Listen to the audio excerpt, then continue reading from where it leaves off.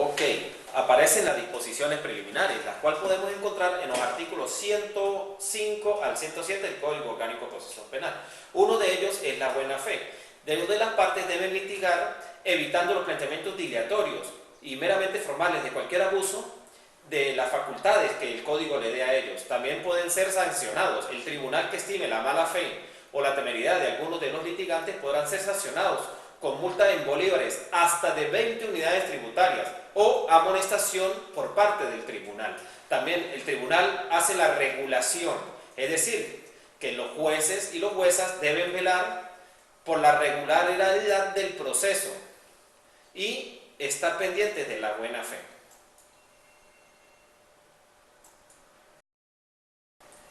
La organización de los tribunales se organiza en circuitos judiciales. Los tribunales penales se organizan por cada circunscripción judicial en dos instancias.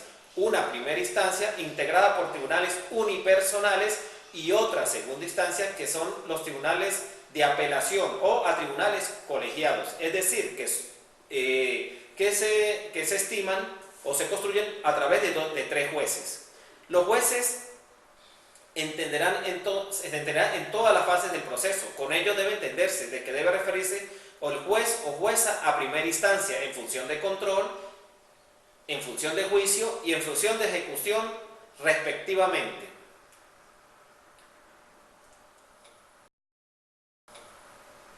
Debemos tener claro que el fiscal del Ministerio Público es el titular de la acción penal.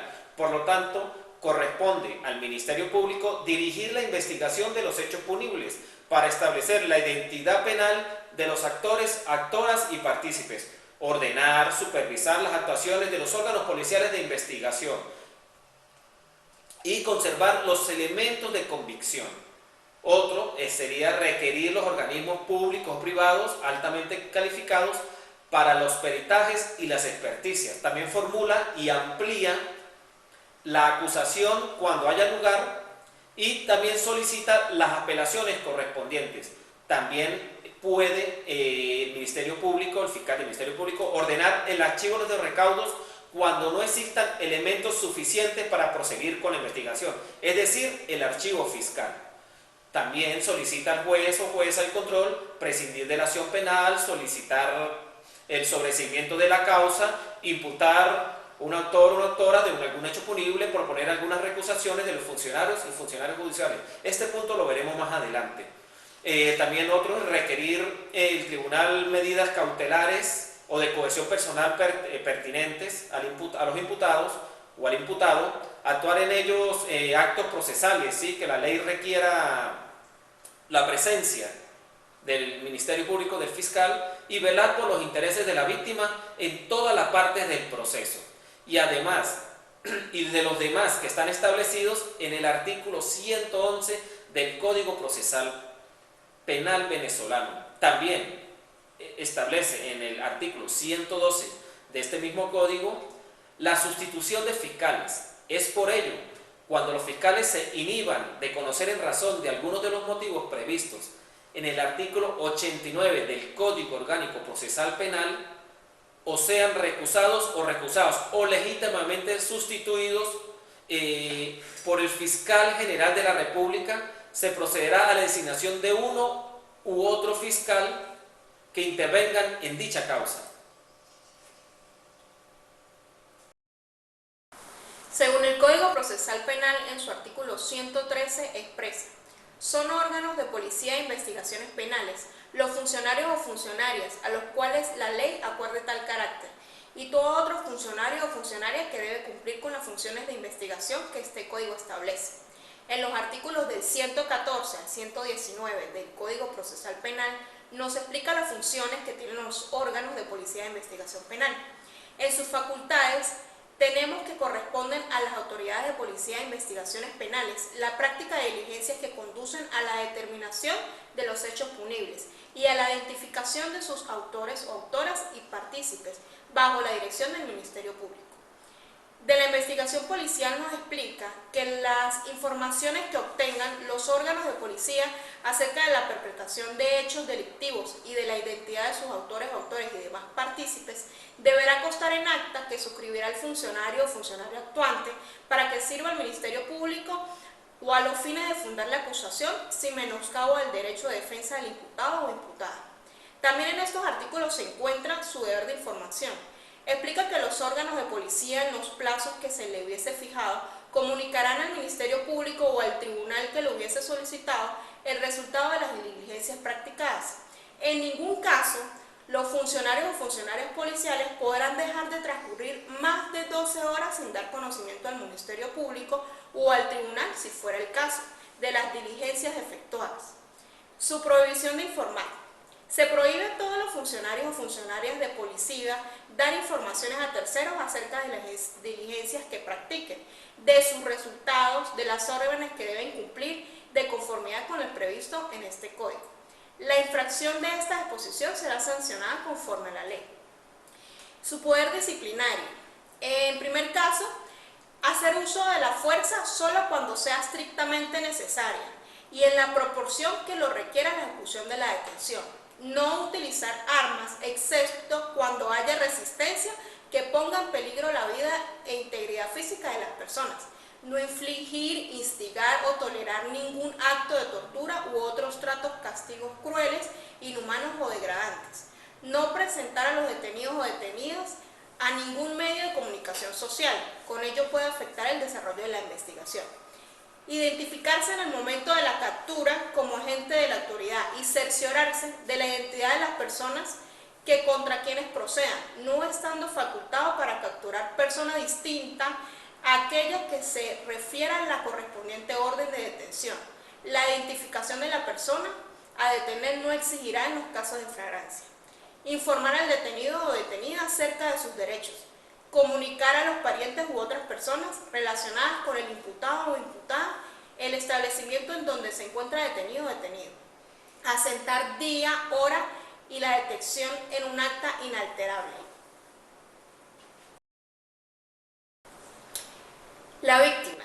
Es muy importante tener claro a quién expresamente se considera como víctima.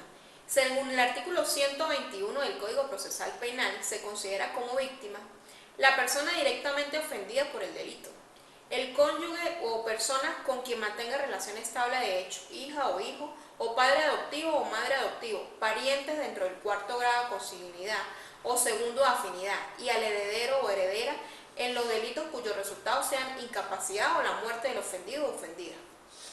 Él o la cónyuge o la persona con quien mantenga relación estable de hecho, hija o hijo, o padre adoptivo o madre adoptiva, parientes dentro del cuarto grado de consanguinidad o segundo de afinidad, cuando el delito sea cometido en perjuicio de una persona incapaz o de una persona menor de 18 años. Los socios o socias, accionistas o miembros respecto de los delitos que afectan a una persona jurídica, cometidos por quienes la dirigen, administren o controlan. Las asociaciones, fundaciones y otros entes en los delitos que afectan intereses colectivos o difusos, siempre que el objeto de la agrupación se vincule directamente con los intereses y se haya constituido con anterioridad a la perpetración del delito. Si las víctimas fueran varias, deberían actuar por medio de una sola representación. Entre los derechos de la víctima tenemos lo expresado en el artículo 122 del Código Orgánico Procesal Penal. Presentar querella e intervenir en el proceso. Ser informada de los avances y resultados del proceso cuando lo solicite. Delegar de manera expresa en el Ministerio Público su representación o ser representada, en este caso, de inasistencia al juicio. Solicitar medidas de protección frente a probables atentados en contra suya o de su familia. Adherirse a la acusación de él o de la fiscal o formular una acusación particular propia contra el imputado o imputada de los delitos de acción pública o de acusación privada en los delitos dependientes de instancia de otras partes. Ejercer las acciones civiles con el objeto de reclamar la responsabilidad civil proveniente del hecho punible. Ser notificada de la resolución de él o la fiscal que ordena el archivo de recaudos. Impugnar el sobreseimiento o la sentencia absolutoria. También podemos hacer referencia en los artículos 123 y 124 del presente código los demás derechos de la víctima. Dentro de los sujetos procesales, el imputado es quizá el más importante. Por eso debemos precisar qué significa ser imputado y desde cuándo se adquiere tal carácter en un proceso penal, es decir, el sujeto contra el cual se dirige la pretensión punitiva y contra quien se hace efectivo el poder estatal. En tal sentido, cuando exista conjunto de elementos que lo puedan involucrar en hechos castigados por la ley penal, es importante esclarecer en oportunidades los cuerpos policiales detienen a una persona sin que estén llenos los extremos de ley y lo puedan presentar en los tribunales penales, sin ningún elemento de convicción que llenen al juez a dejarlo en libertad plena.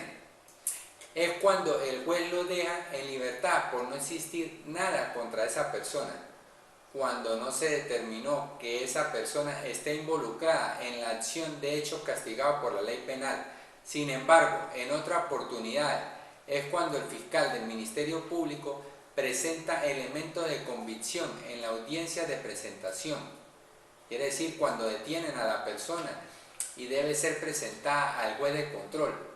O audiencia preliminar es cuando el fiscal del Ministerio Público presenta elementos de convicción donde el juez puede privar a la persona de libertad o concederle medidas cautelares sustitutivas, dejándole en libertad bajo ciertas condiciones. Tenemos también los derechos del imputado. Cualquier persona, al ser detenida, tiene derecho a que el funcionario policial le indique los motivos de la detención, dándole la oportunidad de comunicarse con su abogado o familiares. El imputado puede, a través de su abogado, solicitar al fiscal del Ministerio Público que realice las diligencias necesarias para esclarecer todo aquello con que supuestamente está relacionado con el delito que le están imputando. Es decir, tiene derecho a pedir que investiguen los hechos necesarios para probar su inocencia. También el imputado debe ser informado por el funcionario policial que no está obligado a declarar sobre los hechos en los que supuestamente está involucrado, en tanto no esté presente su abogado.